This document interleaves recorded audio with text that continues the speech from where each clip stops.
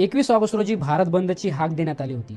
हा बंद कशासाठी होता तर हा बंद होता SC/ST आरक्षणाचे उपवर्गीकरण आणि क्रिमिलेअर लागू करण्याच्या सुप्रीम कोर्टाच्या निर्णयाच्या विरोधामध्ये। हळूहळू आरक्षणाची तरतूद ही कमकुवत करून आरक्षण संपवण्याचा कट रचण्यात येत आहे। एकीकडे केंद्रातील भाजप सरकार या निर्णयासाठी पाठपुरावा करत आहे आणि दुसरीकडे काँग्रेस हा निर्णय लागू करण्याचे काम करत आहे। SC/ST आरक्षणाचे उपवर्गीकरण आणि क्रिमिलेअर लागू करण्याची भूमिका सर्वप्रथम तेलंगणा आणि कर्नाटक सरकारने घेतली आहे। या राज्यांमध्ये कोणाचे सरकार आहे तर तेथे काँग्रेसचे सरकार आहे। लोकसभा निवडणुकीमध्ये काँग्रेसने संविधानाचे आणि डॉक्टर बाबासाहेब आंबेडकरांचे नाव घेत मते मागितली, SC/STची मते लाटली आणि आता तेच मते घेऊन त्यांचेच आरक्षण संपवण्याच्या कटामध्ये सामील झाले आहे। या आरक्षण विरोधी निर्णयाच्या विरोधामध्ये भारत बंद मध्ये सामील होते ते फक्त वंचित बहुजन आघाडी, आंबेडकरवादी पक्ष, संघटना आणि नेते।